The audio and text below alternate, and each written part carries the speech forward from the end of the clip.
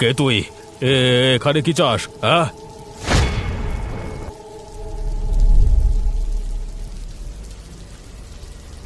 আমার জায়গায় এসে আবার আমাকেই প্রশ্ন করছিস? তোকে আজকে কেউ বাঁচাতে পারবে না, শেষ করে ফেলবো আমি। আজ পর্যন্ত আমাদের গায়ে হাত দেওয়ার ক্ষমতা কারোর হয়নি। দেখ তবে, তোকে এই ঝড় বৃষ্টির মধ্যেই ওই তেঁতুল গাছের ডালে বন্দি করে দেব। কেউ তোকে উদ্ধার করতে পারবে না। তুই সারা জীবন ওখানে বন্দি হয়ে থাকবি।